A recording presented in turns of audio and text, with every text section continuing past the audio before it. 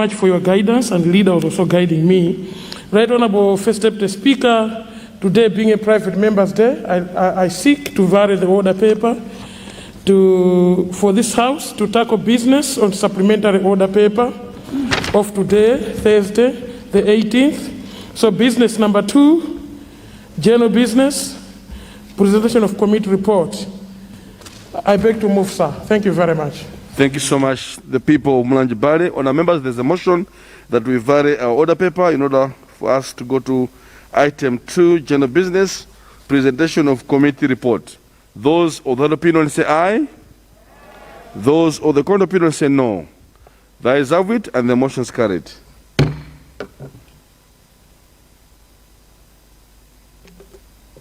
Supplementary order paper, item number 2, general business, presentation of a committee report.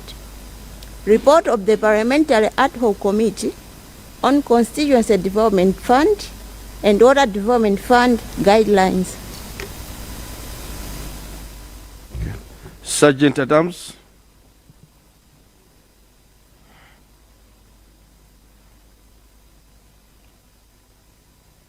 Member for Mangochimankbe, please rise. First Deputy Speaker, I beg to present the papers standing on my name under item on supplementary order paper for today. Thank you. Sergeant Adams.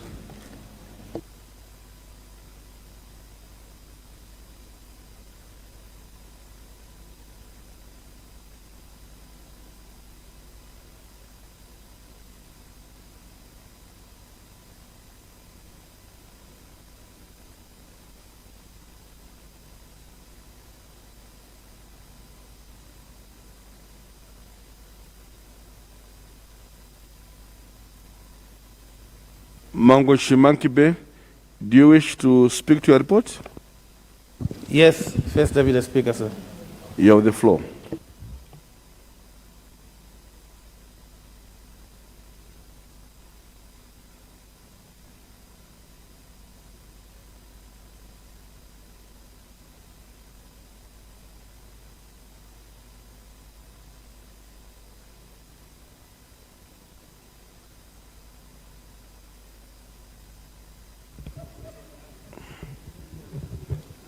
Mangochimankbe. You have 10 minutes? 30 minutes? 10? 30. First Deputy Speaker. You have 20 minutes because the hybrid rules. Okay. 20 minutes. First Deputy Speaker, may I have your indulgence that I should take off my mask? Yes.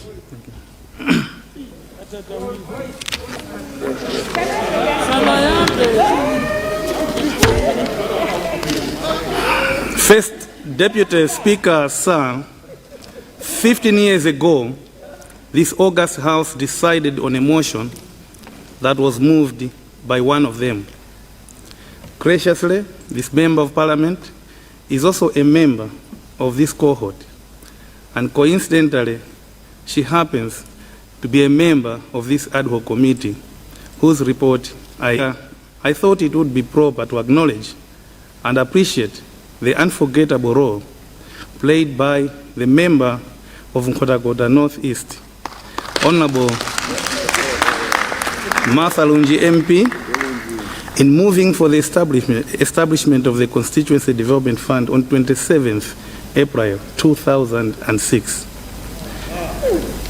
One condition that came out prominently in the motion, which I want to highlight it here, is that the CDF was to be overseen by a member of Parliament.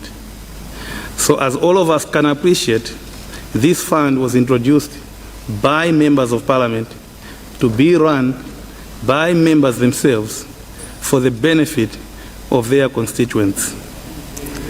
The intention was to provide possible quick solutions to urgent development needs, bearing in mind that members of Parliament are the first point of call when constituencies face a difficult situation. First Deputy Speaker, sir, You know it, just like we do, that our people come to us for developmental help because they believe we are part of a government. In fact, we happen to be the closest government representative they can reach to. They come to us fully confident that they will be helped because they trust us, having elected us amongst the many options that were there. First Deputy Speaker, sir, have you ever considered why this house is called an honorable house? It is because it is a house of champions. Nobody amongst the 193 members in this house came second in the election that brought us here. All of us were first in our various constituencies. This is why our constituents put so much trust in us and strongly believe that we can. Consequently, therefore, that is why, in our wisdom, we sat together and set aside a fund called Constituency Development Fund to be used not only as our political lifesaver, but also for proving our constituents right that, yes, indeed, we can. On the day of its introduction, many members debated vigorously. And allow me, First Deputy Speaker, to cite the contribution made by one late Honorable Chakwera, Member of Parliament for Lilongwe Northwest constituency, who seconded the motion by saying that the fund, besides increasing the effectiveness of members of Parliament in their constituencies, it will also be used to address emergency development needs, since the bureaucracy that comes with central government projects will not be there. And the catchword in his statement was bureaucracy. And his wish was that that bureaucracy will not be imported into local councils. I have no doubt in my mind, First Deputy Speaker, that what these great men and women, the honorable members of that time, wanted to establish was a fund, but one that must be substantial, so that they could be resolving many challenges. One that should be handy and readily available when needed, so that challenges should be resolved on time. A fund that should be isolated from abuse of any form, so that it should only be used for the intended purpose. Today, First Deputy Speaker, sir, the question that's confronting all of us is whether this fund has lived up to its expectations. And to answer this question, your committee looked at both the benefits of the CDF as well as the way how it is being managed. First Deputy Speaker, sir, on the question as to whether CDF is benefiting the citizens, your committee took time during the consultations as well as the council visits to tour some projects and inquire from beneficiaries. The findings were resoundingly positive. CDF has built schools, clinics, markets, police units, bridges, water points, as well as paying school fees for the needed students, just to mention but a few. The fund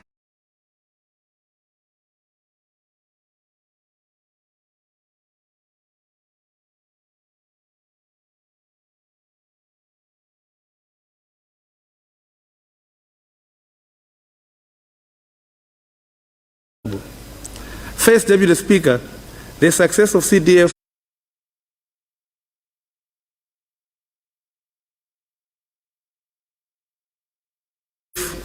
and I realize this, that it is not so much the focus of our business today. And therefore, that's as much as I can say for now about its unqualified success.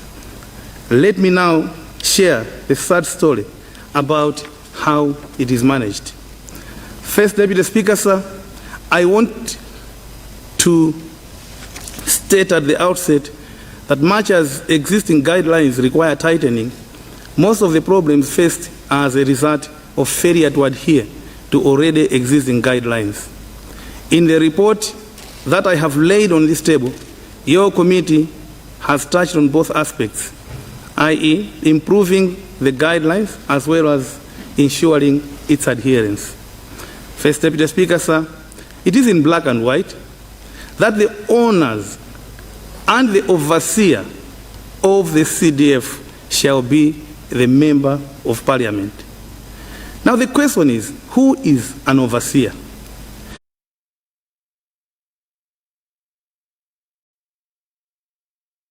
My dictionary, First Deputy Speaker, tells me that to oversee is to supervise. In other words, one who is responsible for the care of the fund is the member of parliament. You will see, First Deputy Speaker, sir, that this therefore calls for the members' involvement in all the 4 critical stages of project implementation, namely, a stage of project identification. A member of parliament must approve the project application, meaning that if any application comes to the council without the member's signature, that application is void and must not be entertained. Second stage, First Deputy Speaker, is the stage of identification of supplier or contractor. First Deputy Speaker, we should not be misquoted here. We do not wish to be sitting in IPC meetings, neither do we want to chair any of such meetings. But a member must be informed through the minutes of the procurement process for his or her appreciation before any LPO or contract is issued. In fact, there's no harm to share the member of parliament before even taking the quotations for the IPC meeting. Share the member of parliament with the 3 quotations so that he can go through them and appreciate how much the suppliers are charging for the materials. Remember, First Deputy Speaker, that we also buy our own personal building materials. And we also sometimes use our personal funds to do projects in our constituency. And we know exactly how much a bag of cement costs. We know exactly how much iron sheets cost.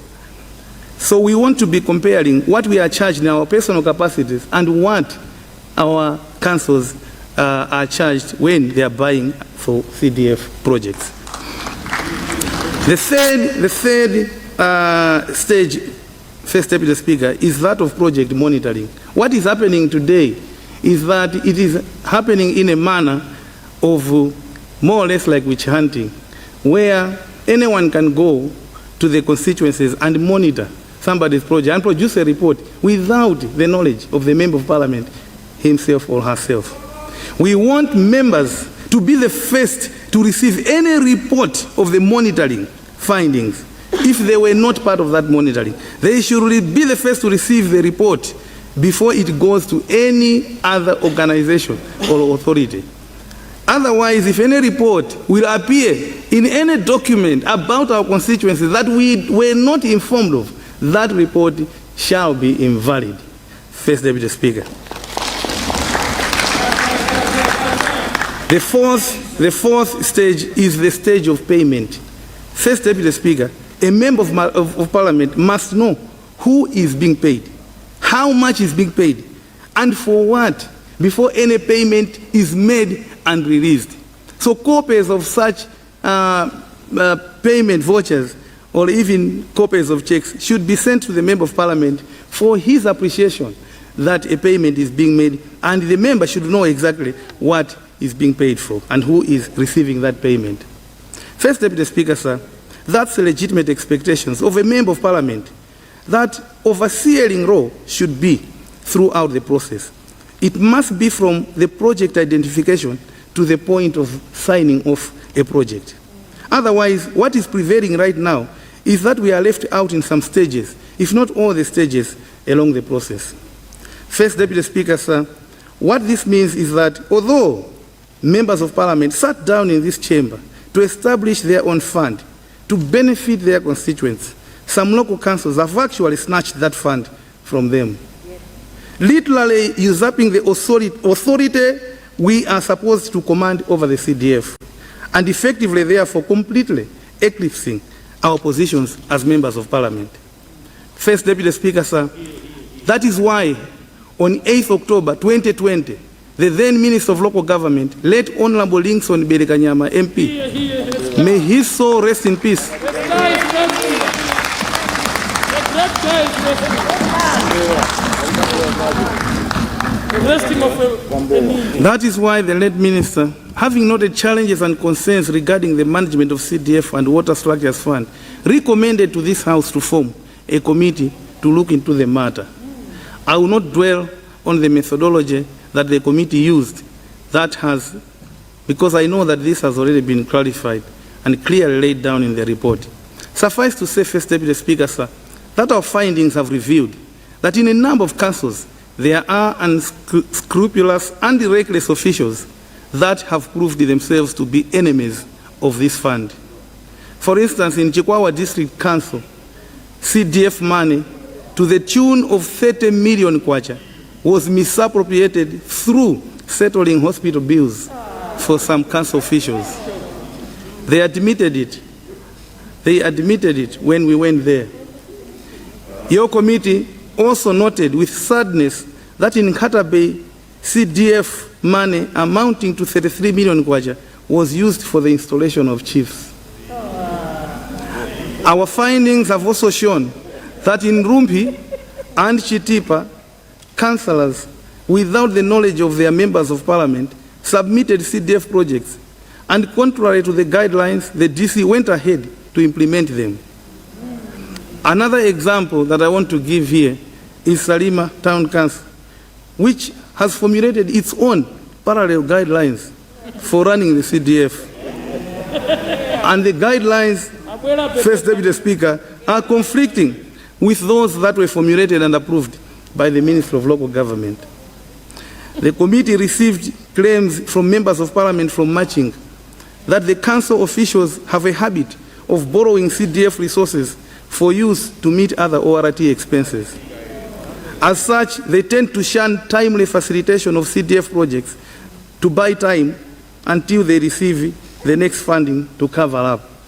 Unfortunately, when the committee had visited Machinga District Council for their side of the story, responsible officials, including the district commissioner herself, did not show up for that meeting.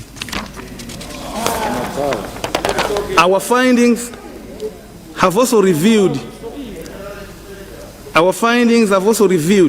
that despite the guidelines providing for a need for each council to open a separate bank account for CDF, many councils that we visited and interacted with have not done so. Your committee also discovered, through interaction with members of parliament, that some council officials connive with suppliers to inflate prices of CDF building materials. First Deputy Speaker, sir, in some cases, there was complete lack of monitoring of projects, despite the councils having used up the 5% project monitoring and administration fund. And one wonders what they had done with the funds that was meant for monitoring. The foregoing, First Deputy Speaker, sir, clearly shows that there have been some fraudulent and dishonest practices in many councils. In fact, the right way of saying it is that the actions of these unscrupulous council officials is in contempt of the right owners of the fund who are members of parliament. Now, for how long will members of parliament close their eyes to this gross abuse of their fund? First Deputy Speaker, sir, every year we fight tooth and nail in this house to have this fund increased because we want to serve our constituents better. We want to deliver projects to our people. This fund cushions us against the unceasing yet legitimate demands of development from the people that we represent. Your committee, First Deputy Speaker, sir, is of the view that it is our duty as Parliament to protect this fund from further abuse. This is why, to redress the situation, we have come up with a number of recommendations in our report. And if I may, I want to cite a few. But before I do so, I want to mention this, First Deputy Speaker. The spirit of the motion that saw the establishment of the CDF had in mind Section 30 of our Constitution that gives a right to development to people of all manner, and that the state, which we are part of, should make sure that this is realized. Now, when we see that the officials we entrust with custody of the fund have decided to spend it on purposes other than its legitimate use, it becomes an issue of great concern for us. But even more than that, it drives us to the midst of loss of trust. To this end, First Deputy Speaker, sir, let me reveal that the committee's initial view was to completely transfer custody of the fund from the councils to the National Assembly. But on second thought, and just because we had a lot of religious people in the committee, we said perhaps we could achieve the same objective by simply ordering the councils to open a special current account for CDF resources. The account will have very strict conditions that no payment other than payment for CDF-related expenditure can be made. The other advantage will be that in case some resources are still unused by end of the financial year, those resources shall not lapse, because account number 1 will have already expensed those resources. The committee also highly recommends that the National Assembly shall recruit with immediate effect CDF desk officers to be stationed in all local councils for purposes of handling and facilitating our CDF matters.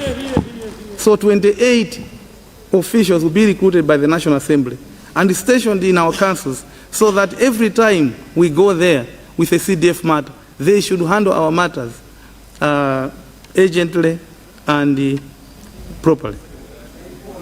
The committee, in recognition of the fact that the overseer of the CDF is a member of Parliament, she is also recommending that council officials must recognize the authority of the members of Parliament in each of the critical 4 stages of project implementation, and the stages I already mentioned, that is on identification, on procurement, on project monitoring, but also on payment stage. The committee further recommends that bursaries currently appearing under disallowed expenditure should become allowable and henceforth appear under investments menu in the revised guidelines.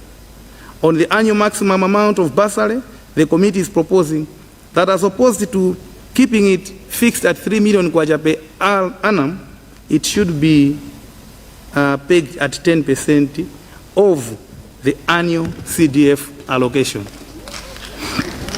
First, Deputy Speaker, sir, in line with the need to promote small and medium enterprises, including the small business people in our constituencies, the revised guidelines should explicitly allow and encourage use of procurement by community participation. What this means, First Deputy Speaker, is that all tenders for the supply of CDF materials will be open only to the suppliers in the constituency and not beyond that.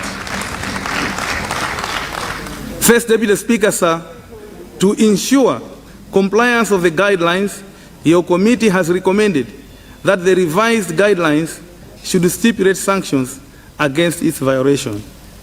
Another recommendation in the report is that Ministry of Local Government should produce the revised guidelines based on our recommendations and submit to Parliament for adoption no later than 30th June 2021. First Deputy Speaker, sir, I thought I should mention those few recommendations among the many recommendations that members will find in the report, and I now want to conclude. But before that, I want to relay a humble request from the committee to the Minister of Finance about the need to substantially increase the CDF every year. Currently, the fund still falls short of the levels where it should be. This fund is doing wonders. The issue of equality of opportunity to access infrastructure is central and should be taken seriously. We have just demonstrated that seriousness through this report, and through this report that is going to give a new lease of life to the Constituency Development Fund. In conclusion, First Deputy Speaker, sir, allow me on behalf of the committee to thank the Right Honourable Speaker and the entire House for entrusting us with the responsibility to scrutinize the guidelines for Constituency Development Fund. May I also thank the Secretariat for facilitating our work and all the stakeholders who contributed towards this report. First Deputy Speaker, sir, I now move that the report be adopted by the whole House. First Deputy Speaker, sir, I beg to move.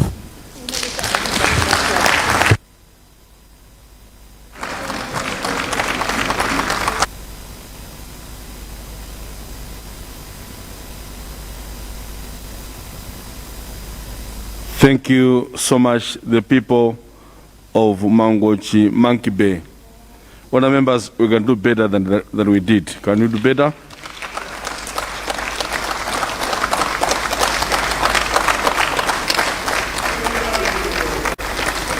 I now do recognize the people of Nshisi South for secondment.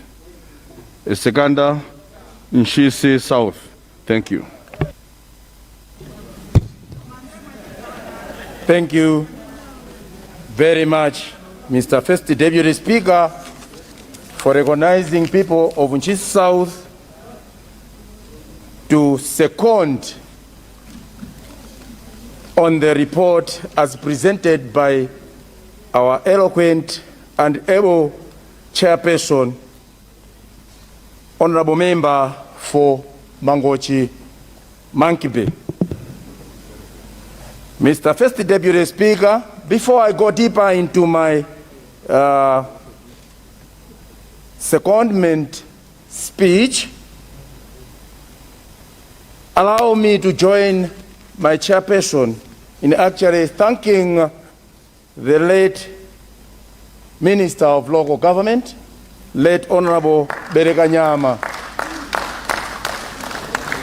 for having been bold enough to open up and actually hand this over to us so that the House form an ad hoc committee. We thank you, Honorable Berekanyama. We know you are watching over us. We know you are happy that the proposal that you made before your demise is now coming to fruition. We thank heavens for having given us a person like you. May your soul rest in peace. Mr. First Deputy Speaker, if it were maybe in a church, I could have just said amen after my able chairperson had actually presented our report. But because this is an august house where a number of politicians have gathered and you bet on something, politicians always would want to talk, and I'm one of them. This is why I am standing here to say a few words before I actually second. Mr. First Deputy Speaker, as members of Parliament, we are the ones who pass the budget here. After passing the budget, we are also the ones that turn the budget into a law by passing an appropriation bill. This means that as members of Parliament, we are given powers of oversight right away from passing the budget, turning it into a law, and then even overseeing how the money that we have passed is being used, from the central government up to the local council. This is a fact, Mr. First Deputy Speaker. But of late, Mr. First Deputy Speaker, it is sad to note that the people that we entrust our money with usually these days have got a tendency of wanting to sideline members of Parliament, of wanting to sideline politicians. Yet Malawi, constitutionally, is governed by politicians. So, ignorance should actually bear in mind that we are the ones who are supposed to rule, from the president up to members of Parliament. This actually has to be born in the minds of the ignorance. One thing that actually was observed is that there is a saying in Chichewa, and with your indulgence, let me say it, which says, "Mwana wa nkugu amonera mage kuiga zirosi mkola." End of the quote. The people at the council level, this actually is going to my very able ministers to say people starting from central government up to council level have to be advised to respect ideas from politicians. At the council level, they have been saying, Asieni andale zisawakute, which is very bad.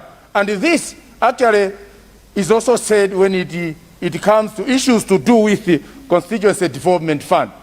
This is why you will find out that some MPs, in most cases, are not involved in issues to do with the CDF, knowing fully well that the owners of CDF are members of parliament. They say, this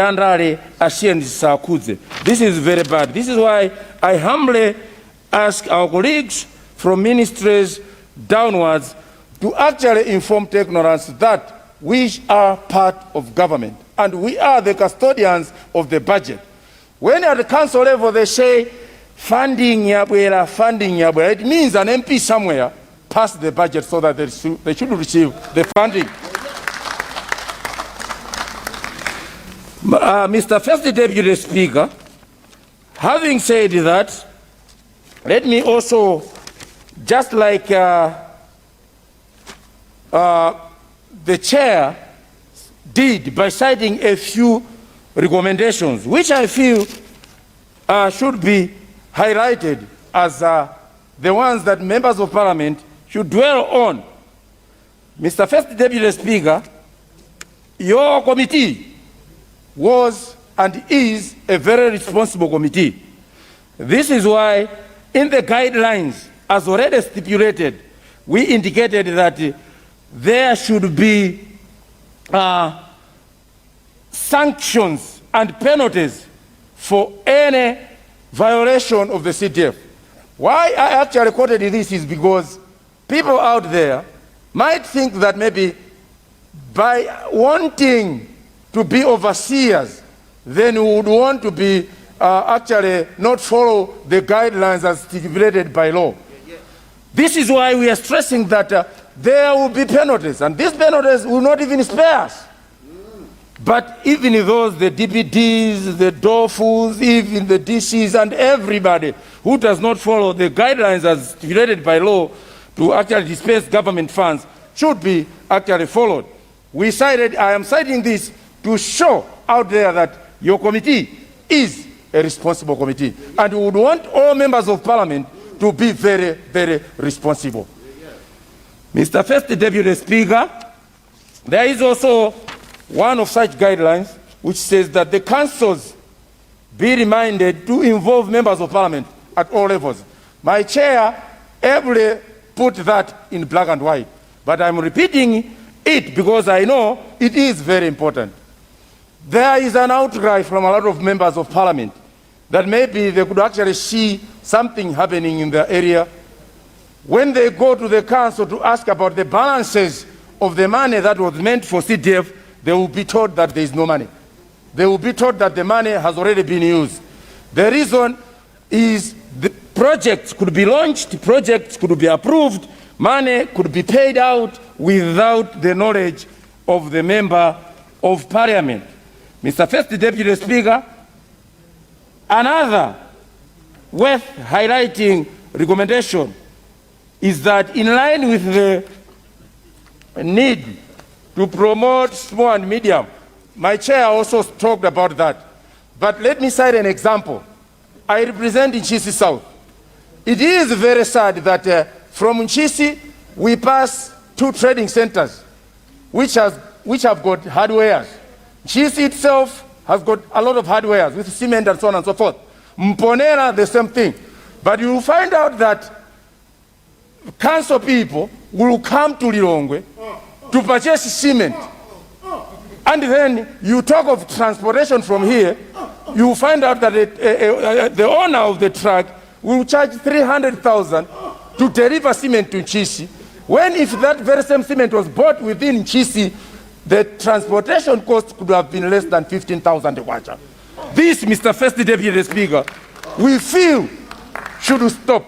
This is why I need to actually straight it again, I mean, to stretch it to say, indeed, we have to purchase locally. And the involvement of local people like ADCs and VDCs will be easy if we purchase within the locality.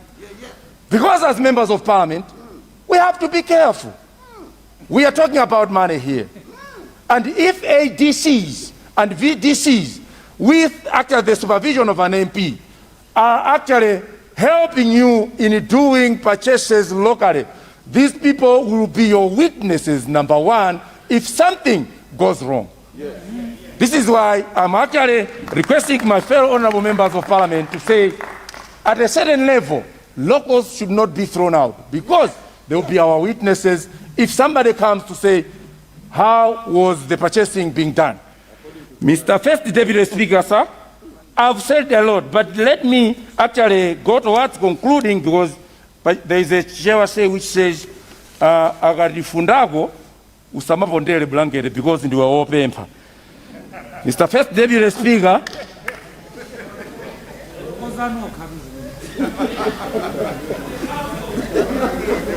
as members of parliament, we feel the revised guidelines should take note the spirit of motion as moved for the establishment of CDF, that the overseer of the Constituency Development Fund is the member of parliament. Overseer. My able chairman went into his dictionary and of course told us what overseeing means. This is why, Mr. First Deputy Speaker, in conclusion, before I second, I would want to say repeatedly that the words which say the MP is the owner and the overseer of the CDF should be put in capital letters, bold, in italics, and then underlined.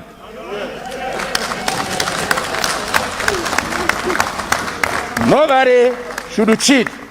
CDF is for members of parliament. With these very few remarks, Mr. First Deputy Speaker, I second the report as ably presented by the chairperson of the Article Committee of Parliament.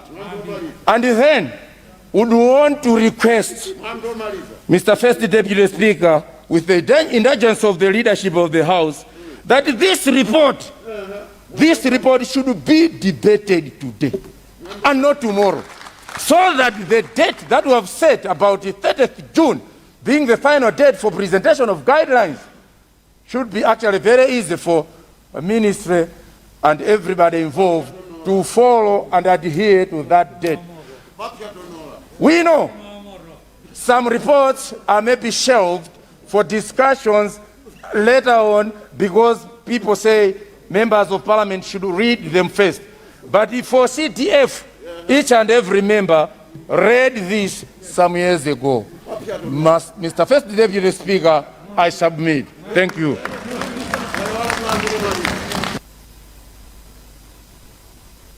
Honour Member, thank you so much. Honour Member from Nshisi South for the secondment. I see Deputy, I see Government Chief Whip. Thank you very much, First Deputy Speaker. And let me thank the chair of this specially constituted committee for the good work that they have done. And the seconder, indeed, I think the two players, as the Honorable Musawa is putting it, were the front, the two front guys, and they are scoring it nicely. That said, Mr. First Deputy Speaker, sir, we realize how important this thing is, and we would indeed want to ensure that this thing is disposed of within this sitting. I've been in consultation with the leadership that side, and we have said we should specifically give Wednesday next week so that this thing is disposed of. The report will be distributed electronically, so we want all members to read and beef it up so that we come out with a report that is given that due respect. That said, Mr. Speaker, sir, allow me also to condole our neighbors, Tanzania, over the passing of their president. I thank you. Thank you. Honour members, it's up to you to debate today or next week.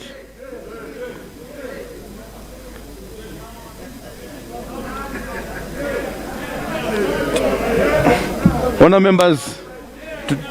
members, today is your day. Today is your day. Honour members, order members, I want you to hear me loud and clear. Honour members, today is your day. Do you want to debate today? Yes. I start recognizing honour member for Mulanje. 5 minutes. Right Honourable Speaker, thank you very much for recognizing the people of Mulanje who have always benefited from the funds under debate on the floor of this House. Honourable Speaker, the two players that have moved and seconded this report have highlighted important issues that affect daily amendments and daily implementations of this funding. Honourable Speaker, of essence is the quoting of councils that feel they can operate without the central government. I think one thing councils have to realize is, where does this money come from? If the Minister of Finance, the Minister of Local Government through the Local Government Finance Committee don't disperse these funds, how will the councils operate? There are councils in Malawi that operate like they have their own country. Honourable Speaker, it's very unfair that a whole district council would choose not to attend a members of parliament meeting. Possibly, this is possibly, sometimes I second what the president has done to allow some people to go and sit next to a Chako banner before they come back to work.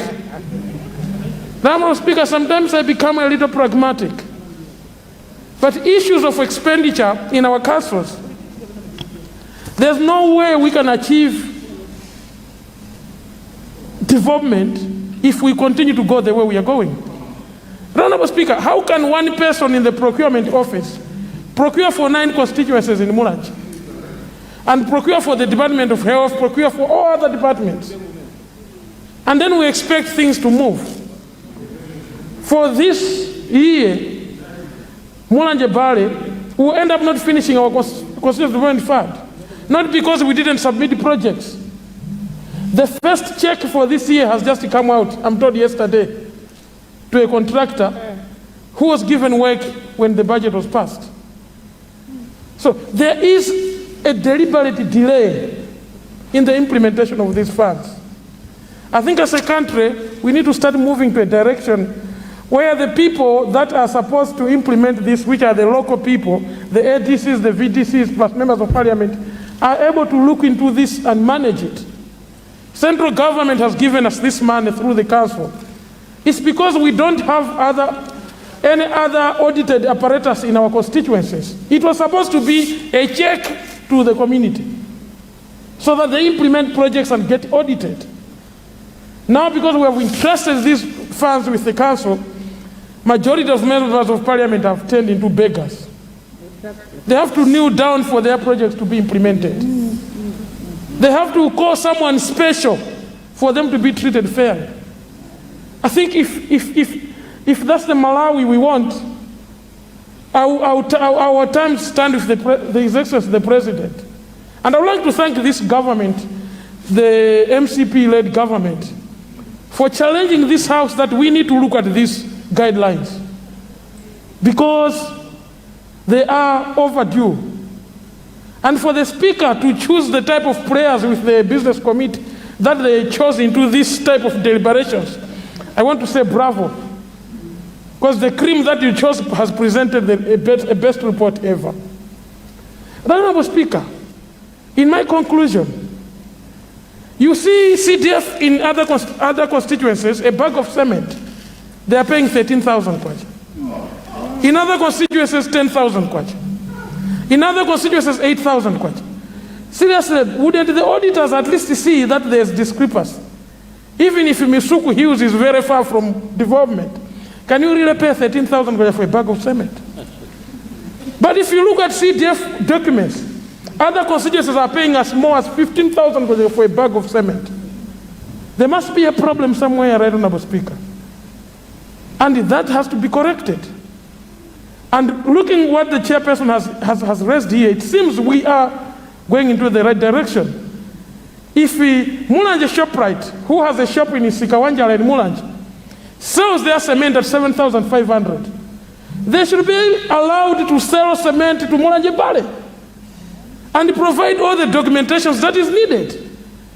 To me, I don't see any need for someone who is called A.H. Latif in Limbe supplying cement in Mulanje Bale when Mulanje ShopRite is there failing to supply cement. Where's the fairness? So as I support this, I would like also to raise an issue to the Minister of Finance, Minister of Local Government, to critically look at how much do we seriously need to develop our country. We want to appreciate the people of Mulanje Bale that we have moved from 30,000 to 40,000. But 40 million. To 40 million. Thank you very much for your correction. But is this what we need as development money? To me, I feel we are going the right direction, but we can do better.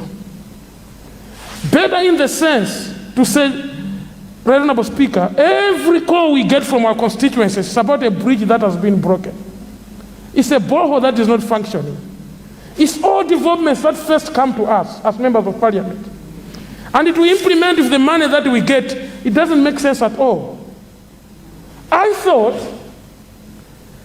for an assessment purpose, let's move this to 100 million and see how we implement it. Yes. And then assess us after we have done the implementation. If you have followed proper documentations, if we have utilized all the funds, if that's feasible, then every constituency gets that amount, Malawi will start to change. We want to appreciate. We don't want to sit here to say, oh, the previous government didn't do this. No. It's a new government. And we are all Malawians in the new government. This has to be taken into consideration. And the nickname for this is a Tonse government. So I want to live with the same nickname. And if it's a Tonse, let's do Tonse and show Tonse to this fund. My final observation, Right Honorable Speaker. My final observation, Right Honorable Speaker, is the whole essence of saying some funds are called DDF, some funds are called CDF. To me, I don't see why we chose to give names like that. Maybe I need to be schooled. You know, we learn every day. Look at what happens in the DDF pocket. Take me, I'm not an accountant or a professional auditor like yourself. Sorry for reflecting on you, sir. But I'm not a qualified accountant. It's a good reflection. Thank you, sir.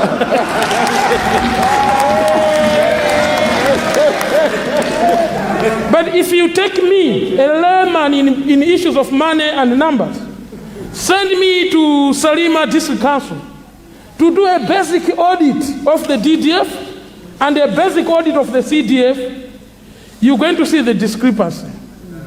A school block on the DDF will cost you 21 million or 18 million. A school block on the CDF will cost you in between 6, 8, 9 million. A school block that is approved by engineers, a temporary one, not temporary, something that can last, through the Ministry of Education here, is costing 3,600,000. We need our people to access development. We cannot develop Mulanje Bale to look like Lilongwe, city center. Then I think we are out of order. We need to develop Mulanje Bale to look like Mulanje Bale. If we believe that a school block in Mulanje Bale should look like this house, this parliament, then we'll spend all the money building one school block. This is exactly what our councils are doing. They were advised us to say this bridge, a timber deck bridge, will cost you 3 million. Where in the world can you build a timber deck bridge with 3 million? No, 13. And they cost this thing so high that at the end of the day, you only build 1 or 2 bridges the whole year. And another part of the constituency will be complaining to you. That's why, Right Honorable Speaker, we don't come back in this house. If you come back here, you have to maneuver. And you know what I'm talking about. We have to maneuver to be back in this house. But if we were given an opportunity to spread development in the whole constituency, retention levels would be higher. Members of Parliament would come here. There are other villages some members of here cannot even visit today. Because since we become members of Parliament, we've never gone there. Because we promised them with something that we haven't done. And we know what we promised them. But because CDF is too little and it comes to 5 million, 3 million, that way of implementing development is not feasible. Final, and really final, I know you always bear with me with my talking habit. You give me more time. I want to appreciate that in advance. That's a bad reflection. No, so finally, these kinds of reports need also to highlight the whole essence that when we say members of Parliament to oversee, we are not saying we want members of Parliament to keep money in their pockets. There are people that have misconceptions. They ask members of Parliament, can you share your CDF? It's like members of Parliament are keeping CDF in their houses. No MP keeps the CDF in their house. CDF is kept at the council in a bank account. Sometimes you go to a church, people will be asking you, maybe you can use the CDF. It's like CDF is in your pocket. We don't travel with the CDF. We want our voters to understand this. This is public money. And they should be the first people not to encourage a member of Parliament to misuse it. But members of Parliament have been asked things that are not allowed in CDF. Due to political pressure, some members of Parliament have gone into the trap because they want to satisfy their voters. So let's allow the Minister of Civic Education to take this up with Malawians to say this is public money, has to be audited and has to be implemented well. With these few remarks, Bwana, I want to say, and I want to repeat this, please hire those CDF officers into our councils. Parliament should work to do that with speed. Let them implement all the requisitions from ADCs so that people should be able to receive their development. A school block at Nanyole Primary School was blown off 4 months, 5 months ago. Requisition was sent to the council. Up to today, nothing.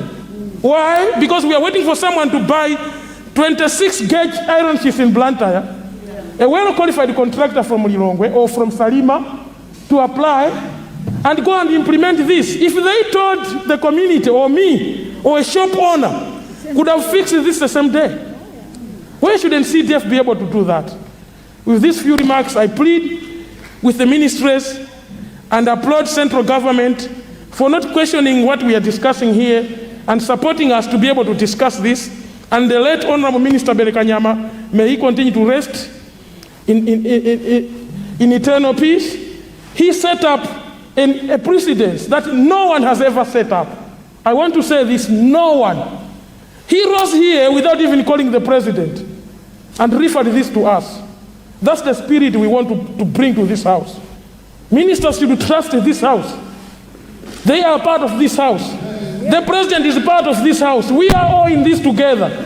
If this government goes haywire, it's all of us, not just one Victor Musawa from Mulanje Bali.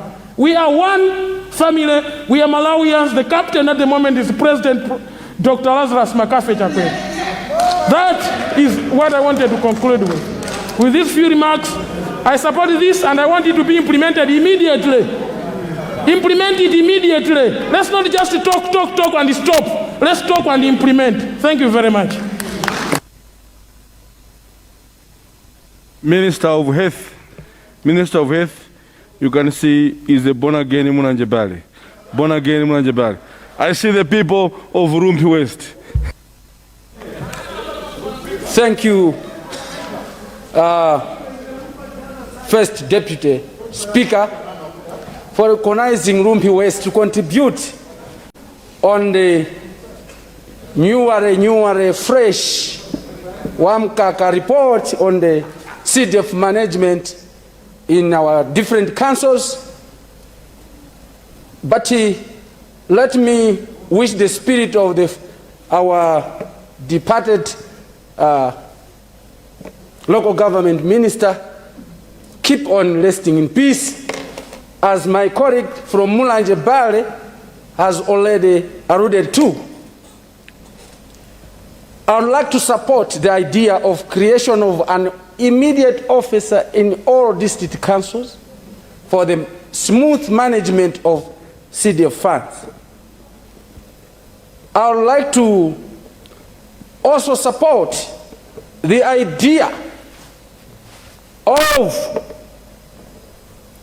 a creation of CDF fund account and all relevant bolts and nuts that have been tied to it, so that there should not be a continued abuse of this fund. I know somewhere they will hate me, but it is displeasing First Deputy Speakers to hear one plank. We are closer to Chikangawa, we are closer to Nyika, but you find that it is bought at 9,500, but if you go at the market, it is at 3.5. As I'm talking now, I've never seen how borehole or water fund looks like from my council. As I'm talking now, forms concerning CDF, they were sent into, I don't know, they may mention themselves. I think they were called. They mentioned who is handling CDF in my council. I've reported this to the PS, who is now on suspension. Nothing happened.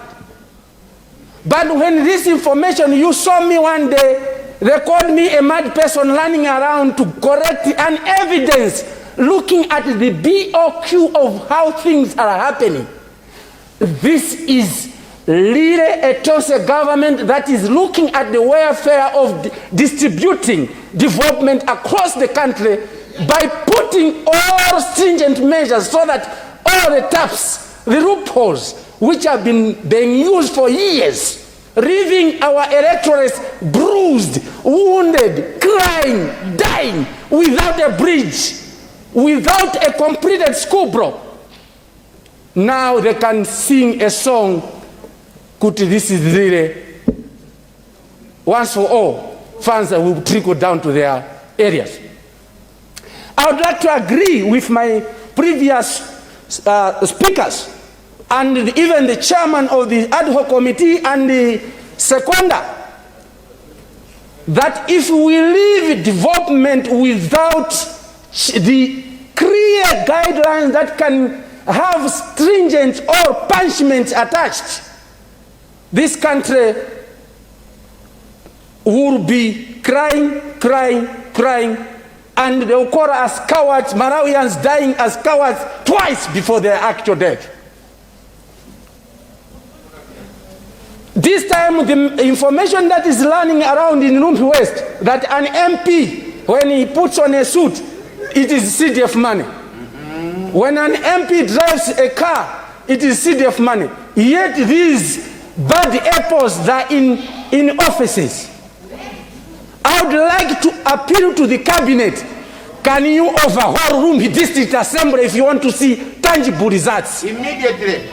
Whether they kill me, whether they hit me, whether they beat me, but my words will live as a living document like a Bible that Rumpi will never see development if you leave those people there. They are bad apples. Immediately. And I'm saying, once you are meeting Bwana Chief Whip through this first deputy speaker, can you turn around things at Rumpi? Go and check.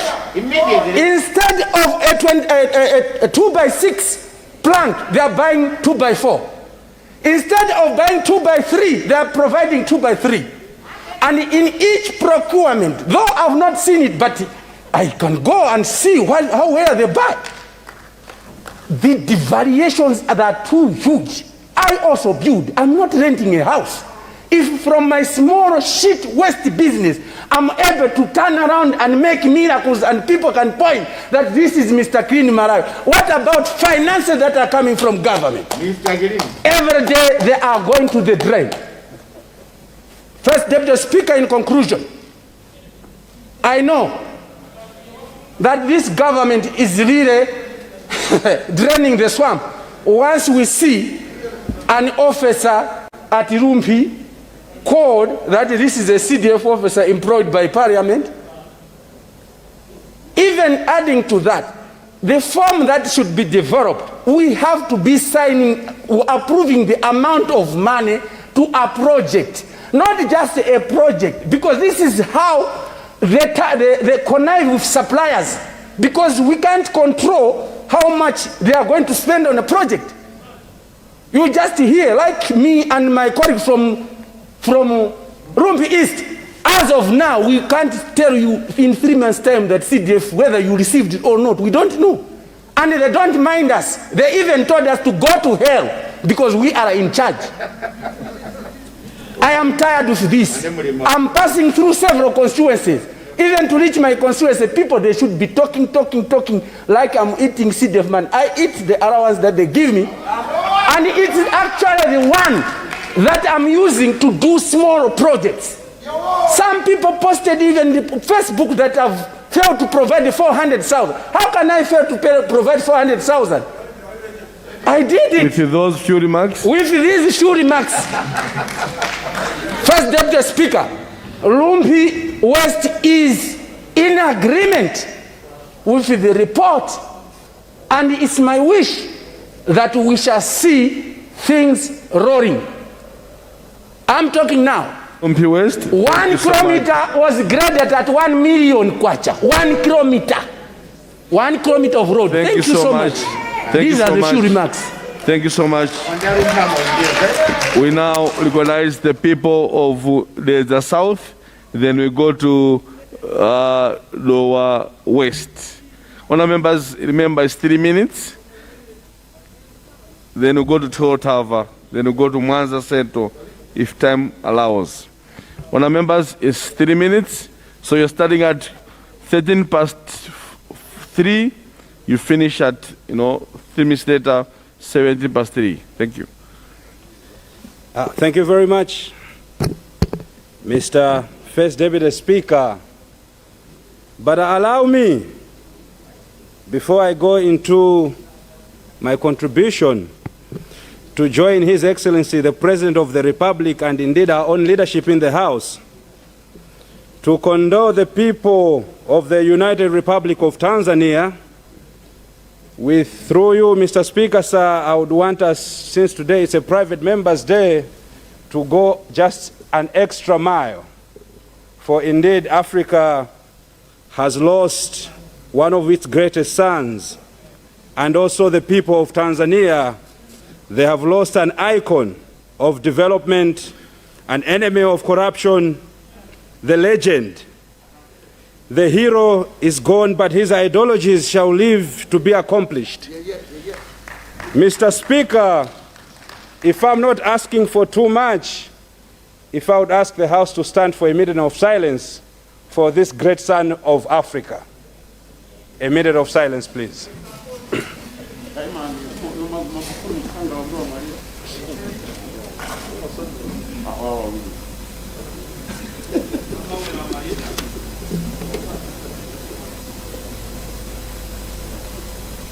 May the soul of the son of Africa, John Magufuli, rest in eternal peace.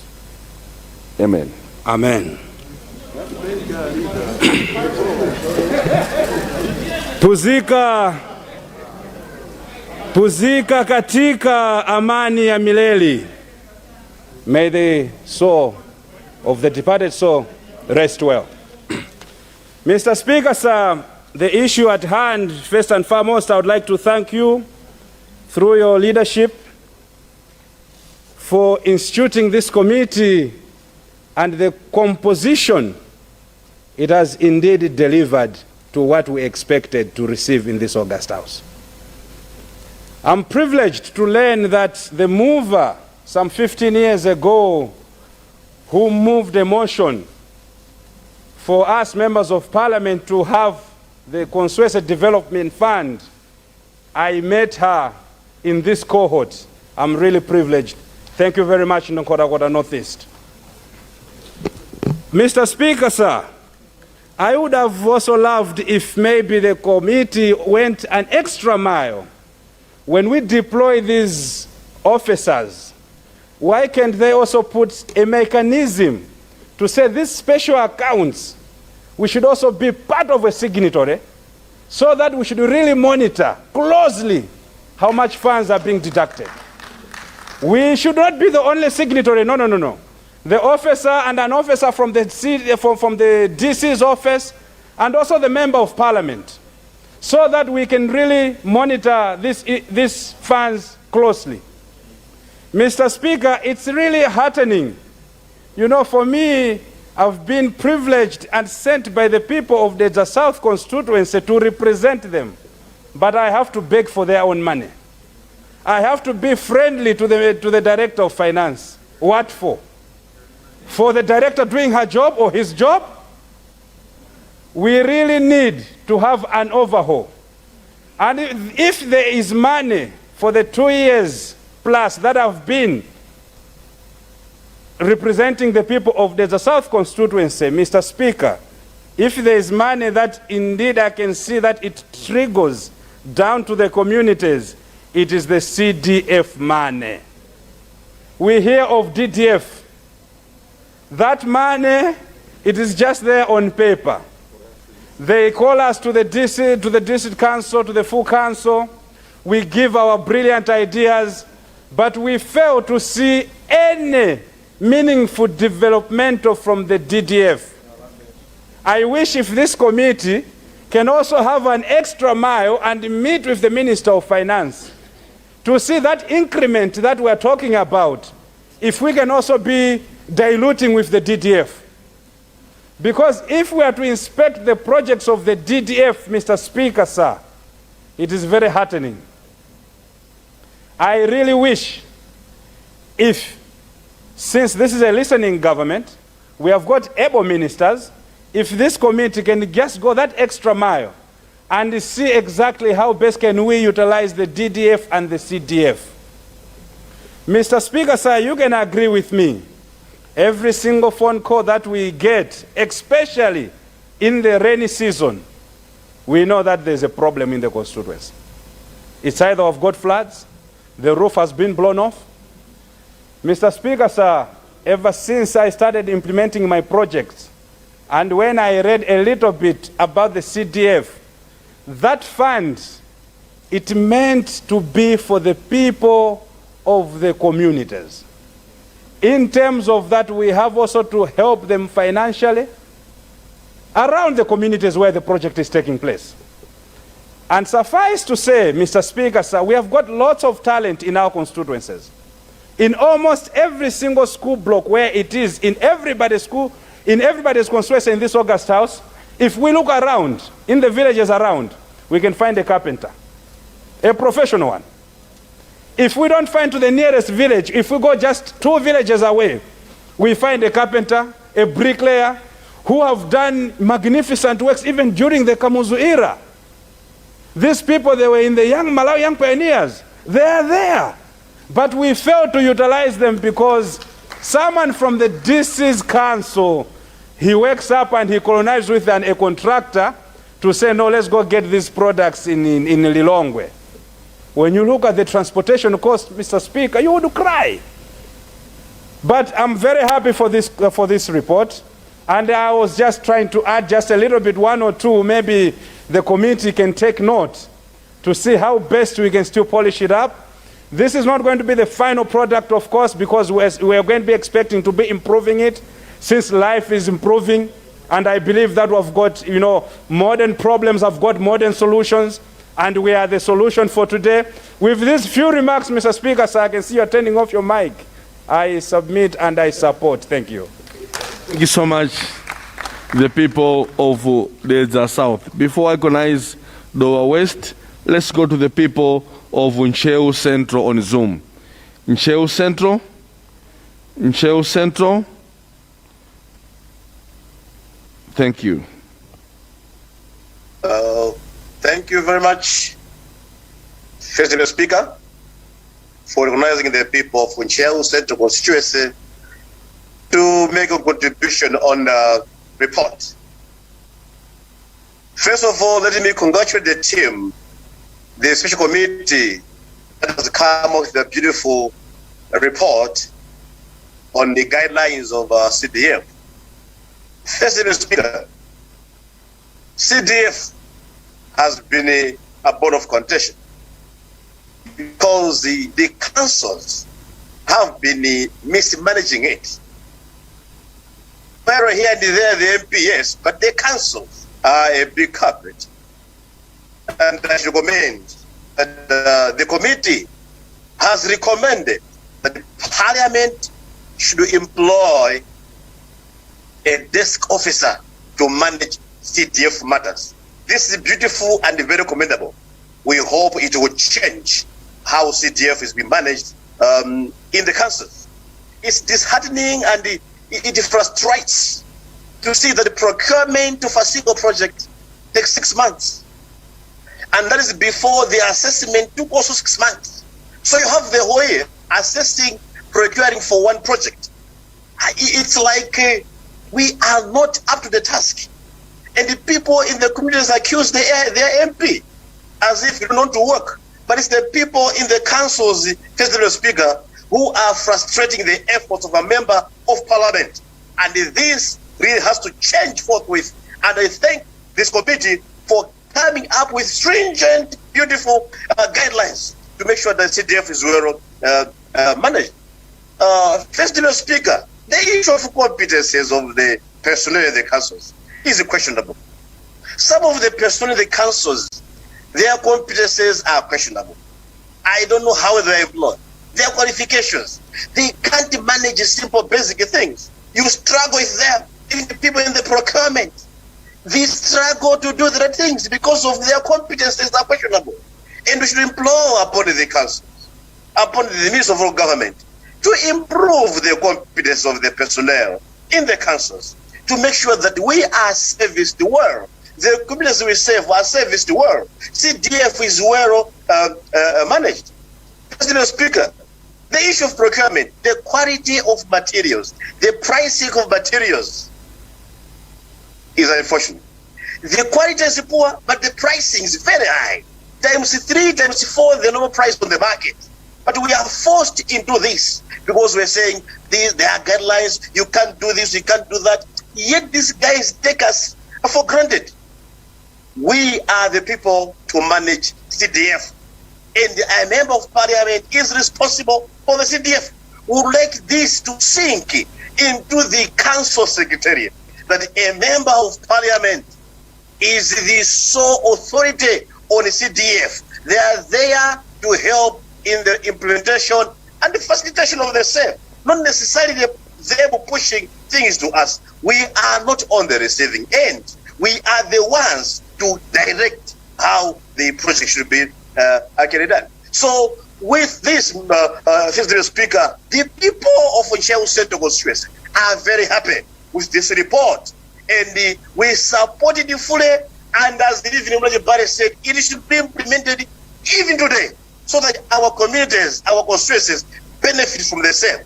We don't want to see our project taking a year. Just a single school block, you take a year. A timber deck bridge takes 2 years. Why? Then the funds are lying idle in the account of the council. First, Deputy Speaker, with these few remarks, let the report be adopted by the whole House and implemented immediately. I submit. Thank you, First Deputy Speaker. Thank you. Dowa West. Thank you very much, Honorable First Deputy Speaker, for allocating some space to Dowa West to raise its voice on the report that was ably presented into this August House by Mangochi Mankibe and seconded by my brother, Honorable Nchisi South. First Deputy Speaker, allow me to send my sincere condolence to the people of the Republic of Tanzania on the passing on of the President John Pombe Magufuli. Magufuli, as a president, as a politician, believed in the philosophy of servant leadership. And building on that, as we are discussing this particular important report, we need to look back and see how have we implemented various projects, not only on CDF, but even on DDF, even on water fund. The question of effectiveness and efficiency in the service delivery is always hampered by bureaucracy within the government system. To this effect, First Deputy Speaker, if you look at the CDF itself, a member of parliament is sometimes accused of abusing resources simply on account that a project is being prolonged for unnecessary reasons.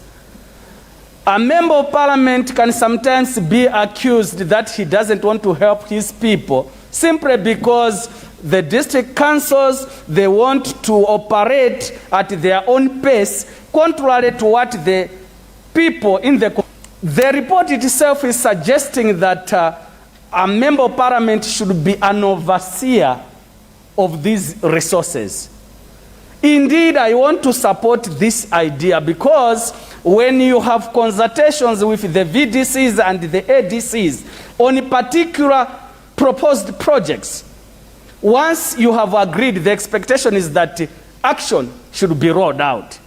But very often you are challenged to perform to the required standards because you have to go through the bureaucratic processes and systems that, in effect, are just there to block the whole process of service delivery.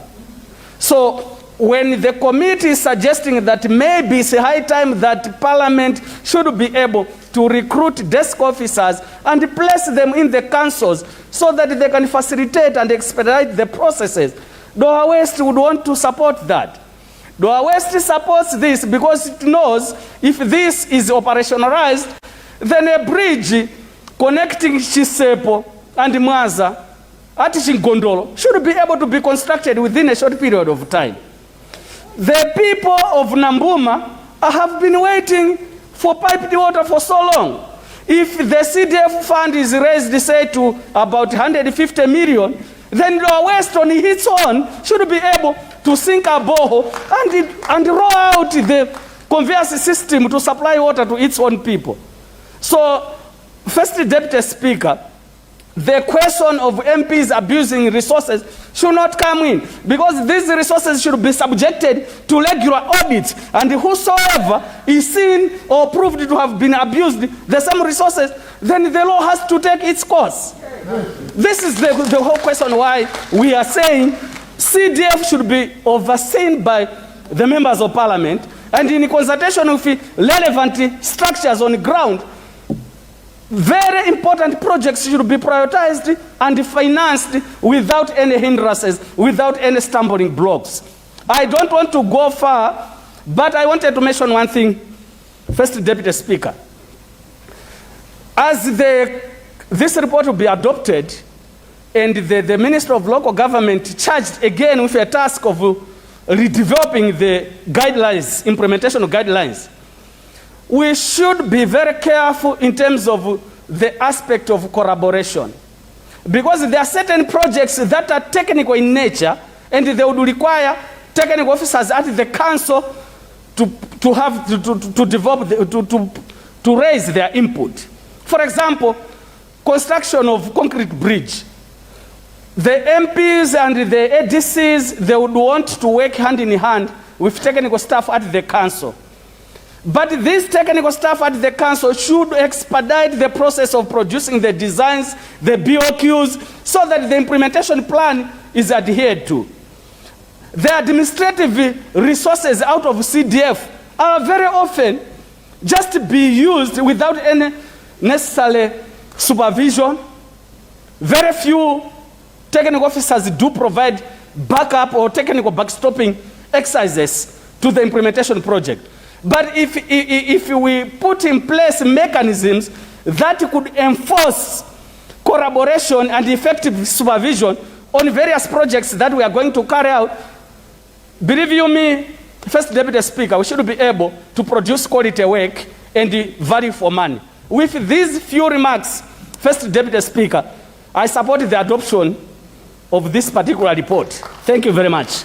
Thank you. We now go to the people of Mwanza Central. Then we go to Totava. Mr. First Deputy Speaker, sir, good afternoon. I want, first of all, to thank the committee, but inadvertently, before I do that, may I join my colleagues in mourning the loss of one of the greatest scientists and President of the United Republic of Tanzania, President John Joseph Pombe Magufuli. Mr. First Deputy Speaker, sir, on a personal note, I was privileged to have discussions with my cabinet colleague in the old days on the issue as to how best we can implement certain projects, including safety and security and movements of Malawians. He was a very forthright president. And may the soul of this good leader rest in eternal peace. Mr. First Deputy Speaker, sir, sometimes the reason behind decentralization, the reason behind MPs having an overseer on the expenditure of finances, was a creation of Konrad Adenauer of Germany after the Second World War. And he said, and I quote, "Don't allow unelected people to control the funds of the country. They are answerable to nobody." The people at our district councils, they can challenge you.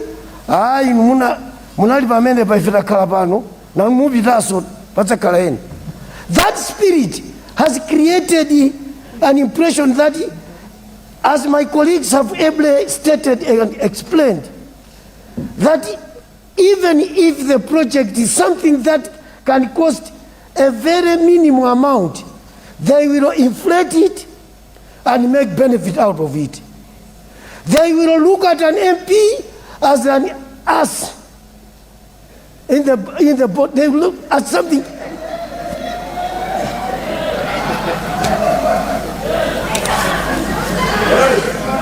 They will look I've retracted the ass. Sorry. They'll look at an MP as is something that is completely aching to them, something that is giving them sleepless nights. When you go there and say, I have the following projects. Just for example, I have the following from Tambala to Mwanza West. This project, I want it. I want a bridge at Tambala to the graveyard. I want a bridge to at Zinja. I want to build a police station at a police house at Longondo. I want to finish a police unit at Kunenekude. If you do this with minimal expenditure, they will take you for the whole year. They will never report back. You cry for it. You want the report. Nothing comes. So the reason behind this is extremely important. Mr. First Deputy Speaker, the other aspect is, in the United Kingdom, the House of Commons, the very word Commons, is because the people that represent the people are answerable to the common people in the boroughs. The barons or the autocrats were there to own land. And the commons were there to pay tax and expropriate the money for the good of the people. Now here we represent those people. Here we are the one who initiate projects. And we must supervise that. And I want to say that it is this chance, it is this only opportunity that this House should have guidelines that will leave the test of time. The test of time, because at the end of the day, whether it's a school block, whether it is a teacher's house, whether it is these things that answers to the common people, will be able to come to realization. Mr. First Deputy Speaker, sir, may I finally say this. In all the service that we do, we must not forget that we are there for the common good, to serve the people, poor people in our constituencies, the basics of their life. And it is sacred and a sanctity and an honor to represent those people and make sure that every money expropriated to the constituency development fund is used for its intended purpose. The only person who can be rest assured and be serious that this comes to fruition is a member of parliament. And I am happy that the House across the aisle is in agreement with these few remarks, Mr. First Deputy Speaker. The people of Mwanza Central, the people of Kandugu, Kunene Gude, Mchotseni, Tambala, Labisoni, Chitumbwi, Tulonkondo, Ngadziwe, Galafa, Mulongolola, Lupia and Tambala will benefit. I thank you. Thank you. The people of Tolotava. Thank you very much, First Deputy Speaker, for recognizing the people of Tolotava to contribute on the report on the Parliamentary Ad Hoc Committee on CDF presented by Mangoch Mankibe and seconded by Chisi South. Mr. Speaker, let me also congratulate the committee for the job well done. Mr. Speaker, this fund is indeed helpful in many aspects as it has acted as a first aid for development and in most cases has been the major source of developmental financing most areas. This fund has enabled us to construct numerous school blocks, CBCCs, bridges, and other projects. However, Mr. Speaker, I'm of the opinion, and I second what Honorable Mulanje Bale and others has proposed, that this fund should be increased to at least 100 million per financial year to allow members to speed up development projects in their respective constituencies. Mr. Speaker, I'm minded of the technical expertise from district councils. However, we are concerned with this slow pace at which our requests are handled. The process is very frustrating. Mr. Speaker, with adequate funding and speedy processing of our requests, our areas could develop faster and our people will have access to essential services. Mr. Speaker, you may also to know that in Kenya, MPs control the fund to extent of signing checks themselves when and where the need for funds arise. The fund is audited annually to assess its use. You may also send your committee, Mr. Speaker, to learn more from our friends in Kenya. With these few remarks, I thank you, Mr. Speaker. The request is well noted and will be implemented with speed. I now go to Zoom. We go to Honorable Member Nsanje Lalanje. Honorable Member Nsanje Lalanje, then we go to Mangochi Malombe on Zoom. Just in that order. Nzimba South, I can see you. Time permitting, we'll see what we'll do. Nsanje Lalanje of the floor, Madam. Thank you so much, First Deputy Speaker, for recognizing the people of Nsanje Lalanje to contribute to the discussion that is on the floor. First, Mr. Speaker, firstly, allow me to thank the committee for a job well done. It's a very good report. It is insightful. They've covered a lot of ground, and I sincerely and wholeheartedly thank the committee for doing such a good job. Honorable First Deputy Speaker, we are all aware that, and we have also agreed, and the people have said it in the House, that the only fund that does trickle down to the community is indeed CDF. I've listened to the presentation by the chairperson and also the feedback from the leadership that probably we should discuss that next week Wednesday. Personally, I was also of the same view, but because we've already opened it up, let's just have that discussion. I support that. I was of the same view because there are so many issues that have been highlighted in that report. I personally haven't gone through the report. I believe in thoroughness. I believe in doing things systematically so that I should see what the problem is and how have we addressed that problem. I believe in doing things in a systematic way. But anyway, we are discussing it. Let's see how far we go with Instagram. I would like to bring to your attention a few issues that have been highlighted by the chairperson in the report itself. One issue that the First Deputy Speaker has been highlighted is to have a special account for CDF. I wanted to know from the committee before I support that the signatory of that account, because if the members of Parliament will not be signatories to that account, then we are going back to square one. It will be the same people that will be, authorized the transactions that are going to go to that account. So I would like to know from themselves that is it having a special account for CDF a solution to the problem that or part of the solution to the problem that we have. That's the first question. The second one, there's an issue of CDF special officers in all constituencies. Whilst I support that, I wanted also to find out from the committee if they did a cost-benefit analysis, because we are talking of resources here that are limited in this country. We've got a small press that is, being drawn by various sectors.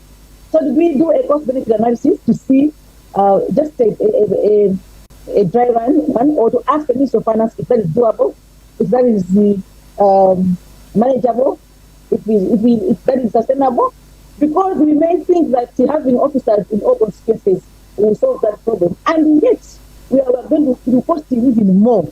Why not take that cost for the... Consider winding up. Consider winding up. President Speaker, give me 3 minutes. After you gave them 10 minutes. President Speaker, please consider me another 2 minutes or so. Because these are serious issues. I want that when we debate those issues, we should also be mindful of the base that we are talking about. I did support that issue, but I wanted the committee to go further to do some, cost-benefit analysis that will support the idea. And also, there's an issue that we must recognize the authority of MPs on identification and procurement. Must recognize. How should they recognize us? Is it by... This issue was already there in the guidelines, but they didn't do that. How best can you do, or can you handle this issue so that this time around, the council should be able to understand that our role must be, that indeed our authority must be recognized. There's an issue of 10% annual CDF allocation. This is a brilliant idea, because as we speak, most students are suffering. I can say for Sanjay, we've got over 30 of people that are failing to pay fees, and yet the fund is full. The 3 million CDF for bursary is full, and I've added even my personal 2 million for that, making 5 million fund, a 5 million fund. So a 10% increment to the CDF allocation for bursary, that would be a good move. You talked about the procurement issues. I fully support what the report has said regarding procurement. CDF is a community fund. It has to be managed.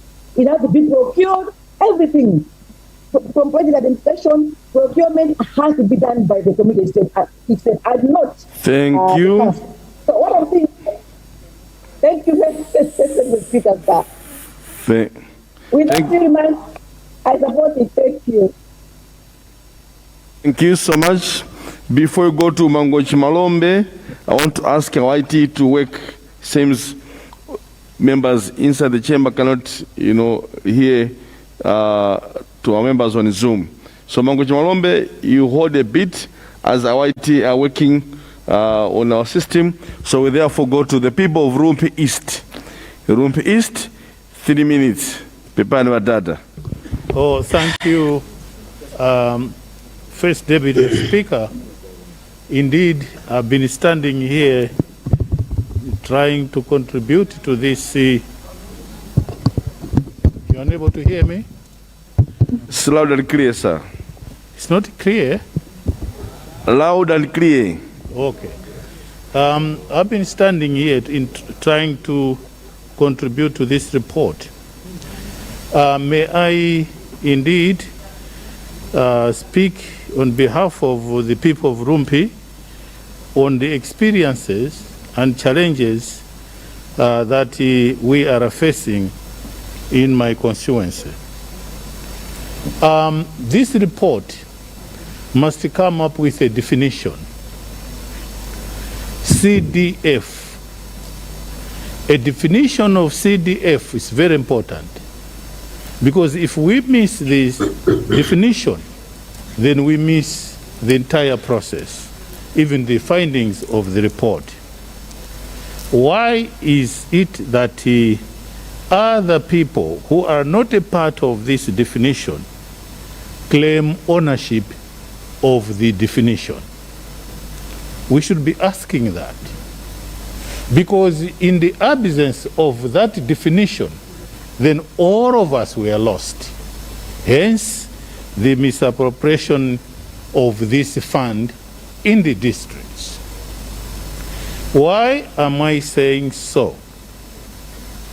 This fund, as alluded to by my colleagues, came about because of the challenges that members of parliament are facing in various constituencies.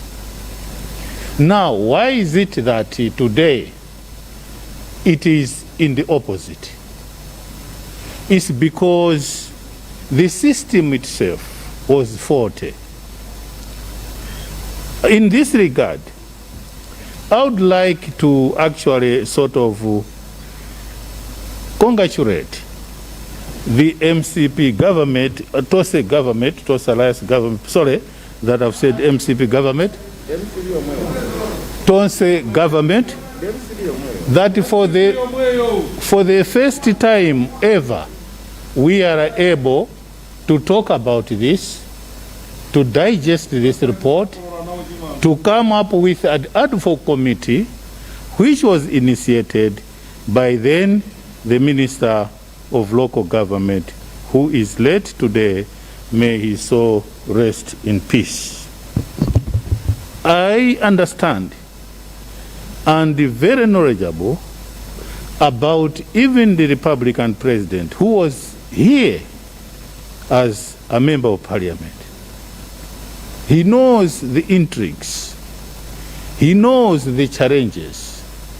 He is aware about the difficulties and the challenges that we are facing as members of parliament. You see that these district councils, they take this funding as if it is a weapon to fight against members of parliament. You find that these council members, the secretariat, when they don't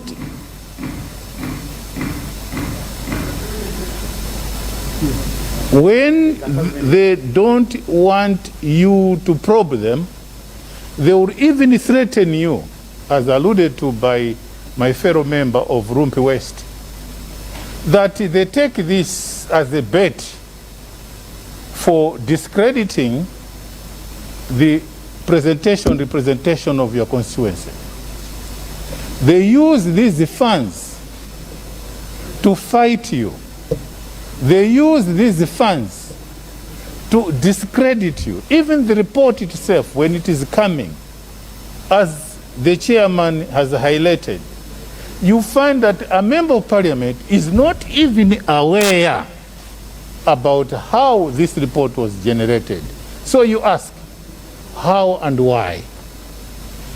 This report and the findings of the committee must be taken very seriously. And with this definition, that it is a constituency fund. We have LDF, we have the DDF. If they are not open to these funds, how do you expect us to know how much we can tap out of this funding? These people, they are there to hide and to discredit and to destroy members of parliament. As we are discussing this, we should be putting in place into these structures a remedy. A remedy that if they misappropriate these funds, they must be taken to task. They must be taken to account, and even to be, may I retract what I wanted to say, but anyway, let me say it in a loose manner.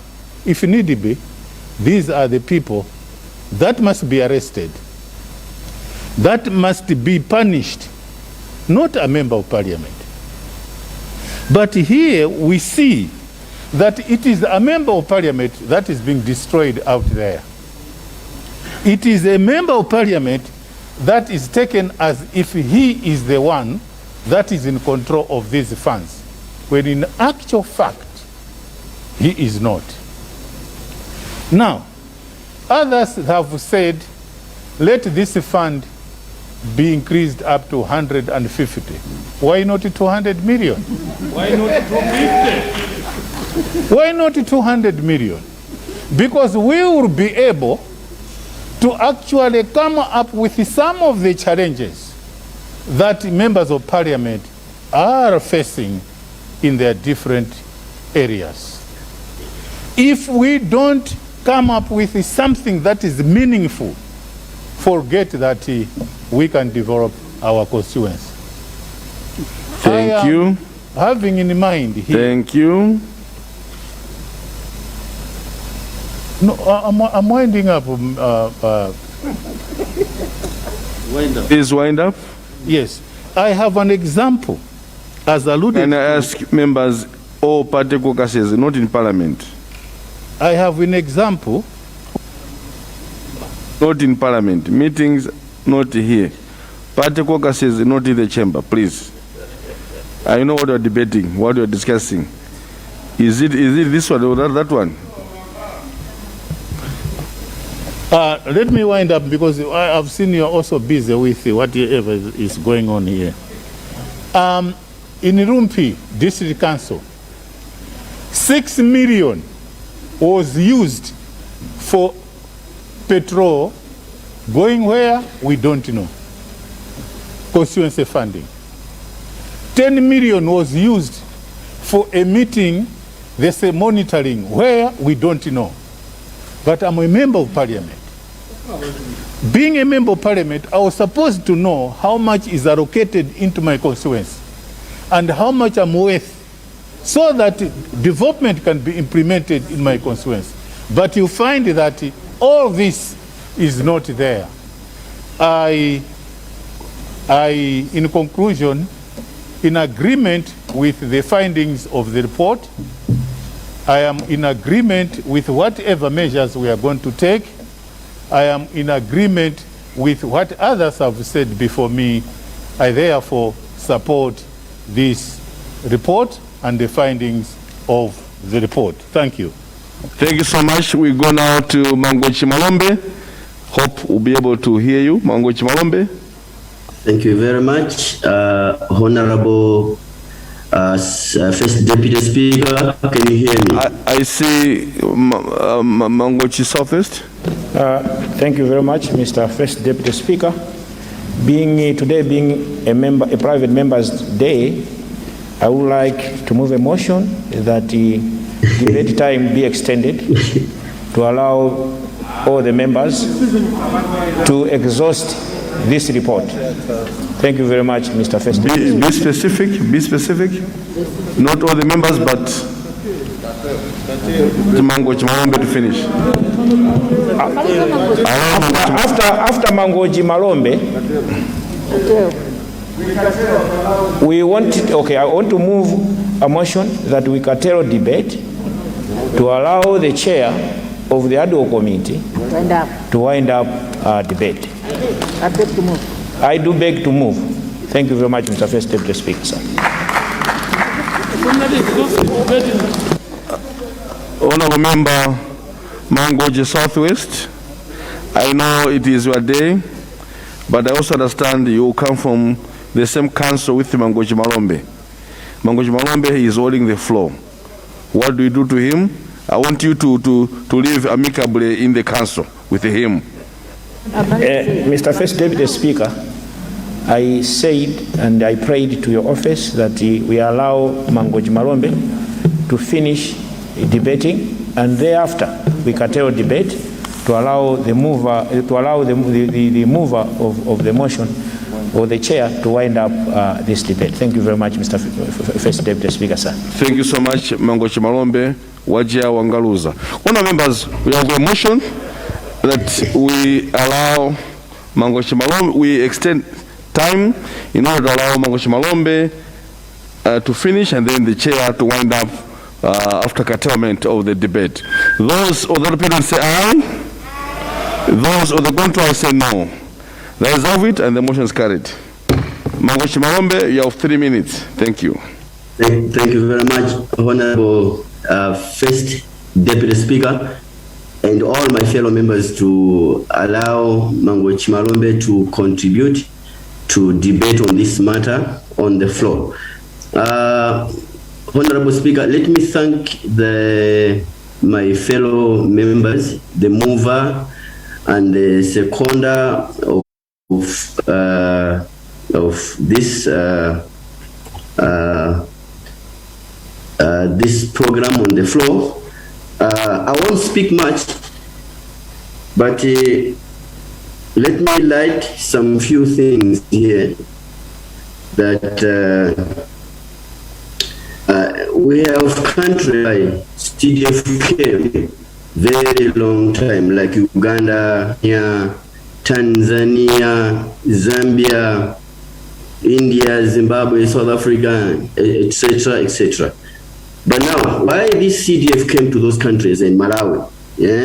CDF was designed, that's the first reason. CDF was designed to support constituency level, like grassroots development projects, particularly those aiming to combat poverty at the grassroots.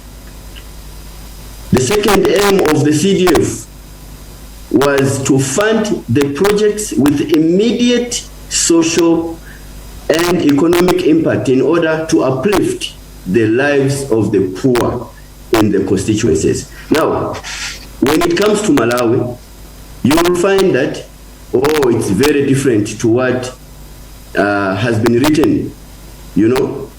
And you will see that in Malawi we have challenges in the councils. The same challenges which my fellow MPs have already alluded to. You know, like the delay, we have the delays in payment of the completed projects.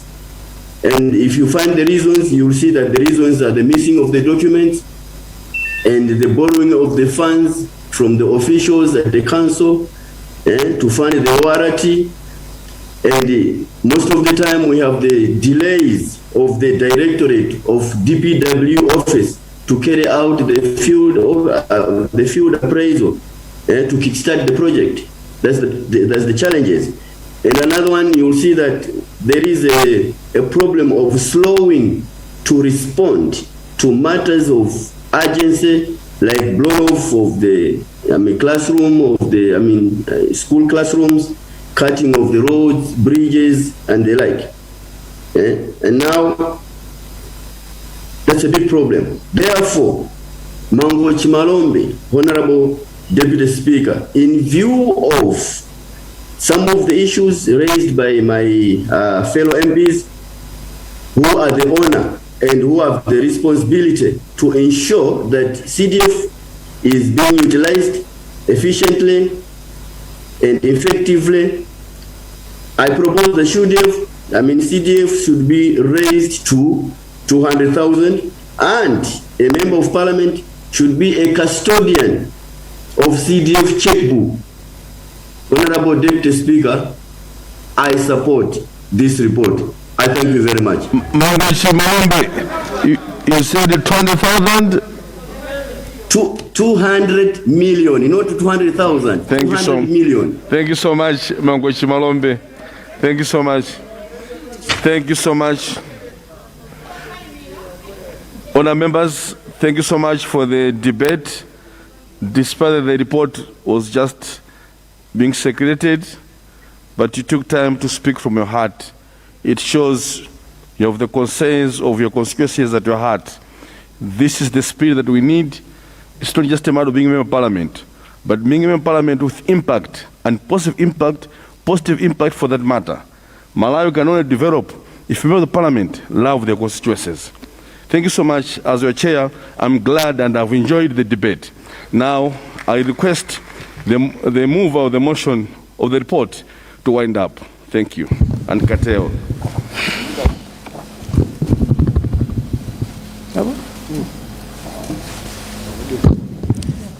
Thank you very much, First Deputy Speaker.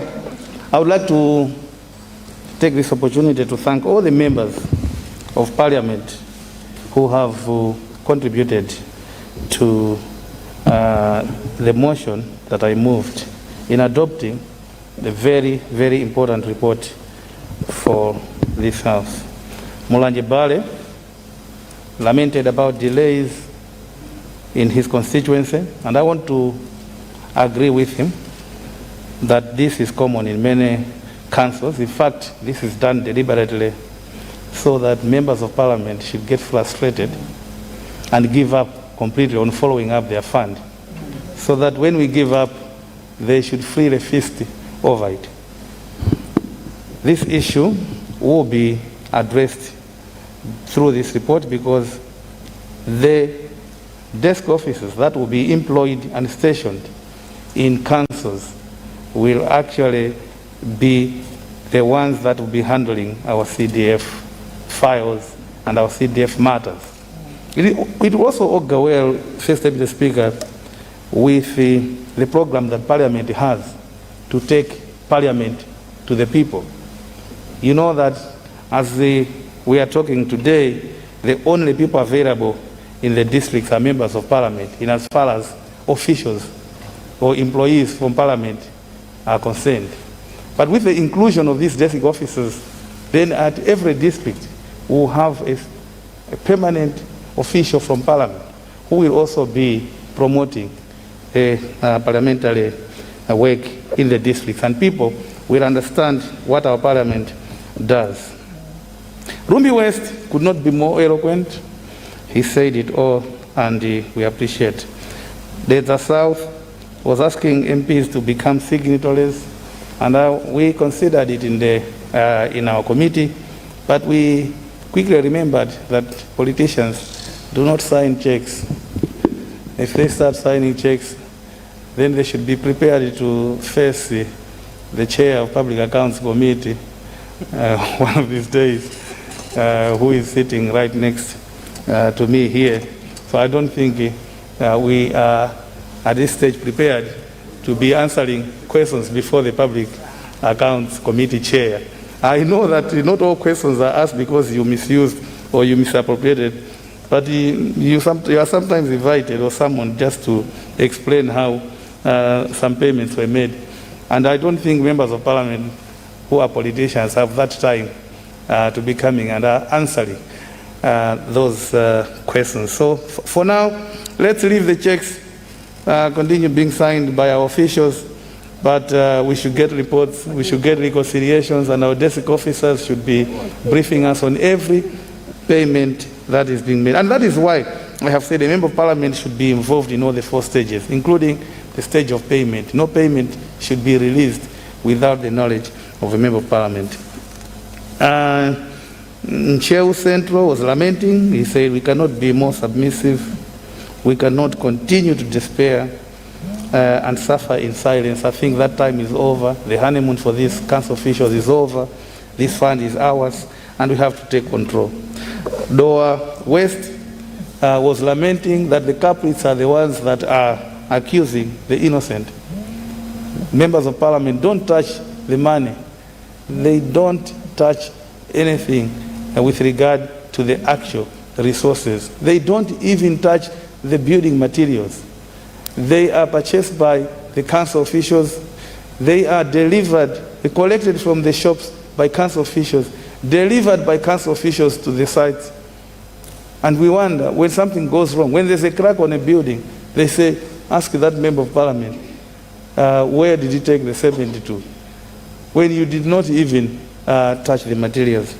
They do the supervision themselves. They are totally responsible for everything. So these culprits should not accuse the innocent. Manza Central, he also talked about an elected person being more concerned than anyone else. I think an elected person is usually more responsible in terms of development than an appointed person. We come from there. We do these projects for our own people. These appointed people, these appointed officials come and go. They are the ones actually who come and go. They can come to the district council today. After 6 months, they are transferred to another district council. Even when they remove us from our offices, we shall continue to go there because we come from there. These are our villages. So we should be the ones actually to be more responsible, and we should be perceived to be so than any appointed person. Cholotava, I hope you got Honorable First Deputy Speaker her request that this committee should travel to benchmark.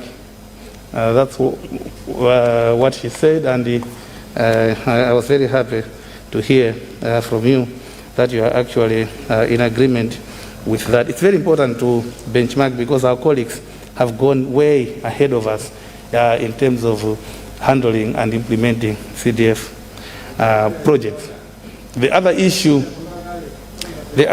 that was actually mentioned by all contributors was the issue of increment. I said it when I was moving, that this fund has to be increased, substantially increased. Every contributor said the same. Some even were citing figures of 100 million kwacha, some over 100 million kwacha. This is where this fund is supposed to be today.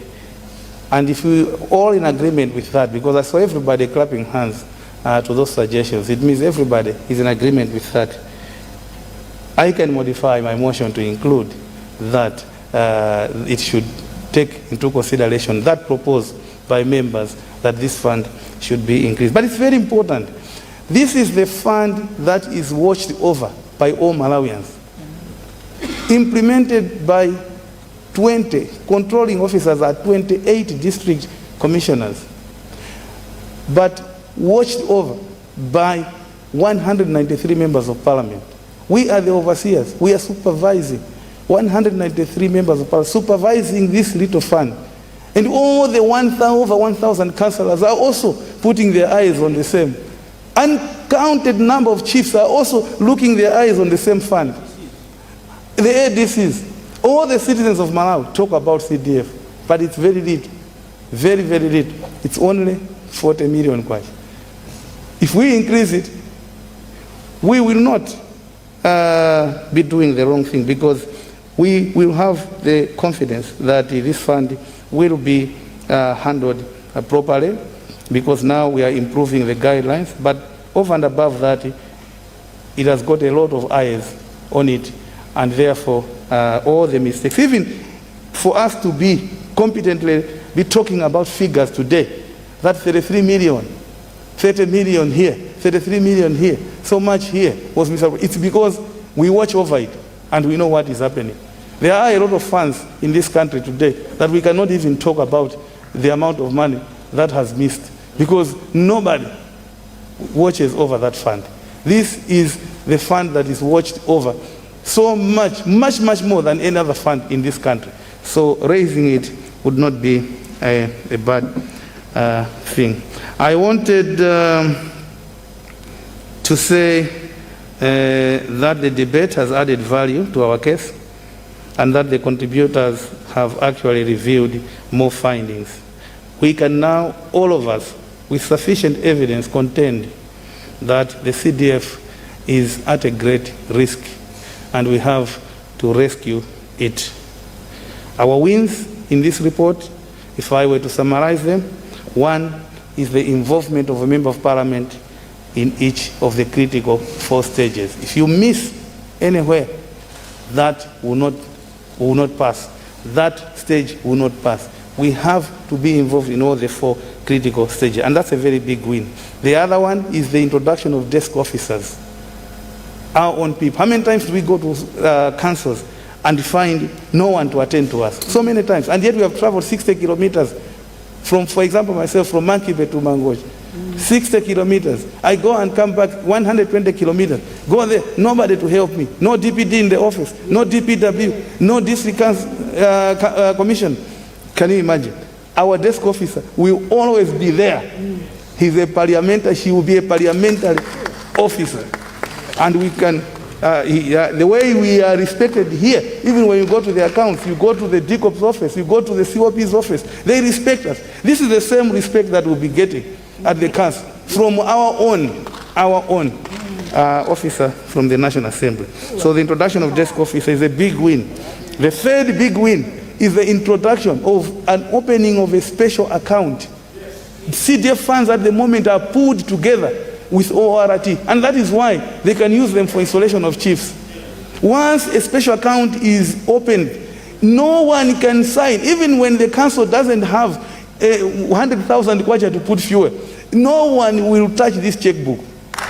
Once they touch this checkbook and write a check and withdraw money for something else, the whole office shall be interdicted or suspended or arrested, because they will be violating the guidelines for the CDF. The 4th win is that sanctions against the violation. And the 5th one is the procurement by community participation. We are going to empower our own people. We have small shops, small businesses in our constituencies that are selling the building materials. We have small artisans who are able to bricklay, who are able to do carpentry and the like, but they are not getting these jobs. And yet we have got that 40 million to construct a number of buildings here and there. All jobs, all contracts will be given to business artisans from your own constituents. And the suppliers of building materials shall be those small shops that actually operate within your constituents. And if need be, the contractor will be quoting labor plus materials, so that he can buy without even need for that shop to produce an ODPP or PPDA certificate. Because sometimes it is this certificate that is hindering small businesses to progress. So we will be giving contracts to construct a school block. The contract should include materials plus labor. That person must buy the materials from within the constituents without any hindrance on the PPDA certificate. And this will be done because it is accepted by our laws that procurement by community participation is allowed. I wanted now at that juncture, First Deputy Speaker, to ask those on your right-hand side and those sitting on your left-hand side to adopt this. Those sitting outside this house and participating through Zoom, all those should actually partake in adopting this report. First Deputy Speaker, I beg to move. Thank you, Chairperson of the Ad hoc Committee, as well as Member of Parliament for Mangochi Mankibe. Honourable members, I now put a question that a report of the Parliamentary Ad hoc Committee on Constituency Development Fund and Water Development Fund guidelines be adopted by this House. Those of that opinion say aye. Those of the court of opinion say no. The ayes have it and the motion is carried. Congratulations, the ad hoc committee, and indeed congratulations to the entire August House. Therefore, honourable members, this means that the ad hoc committee report on CDF and the Water Development Fund guidelines has been adopted by the House. I thank you, and once again, congratulations.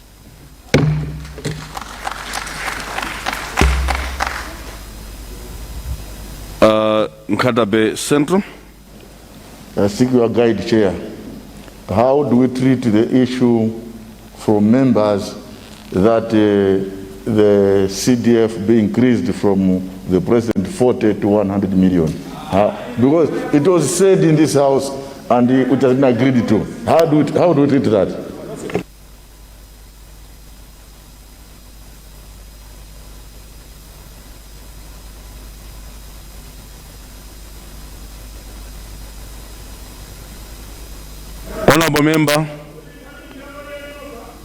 Honourable member from Nkadabe Central, a very right observation, but as you're aware, this matter has been disposed.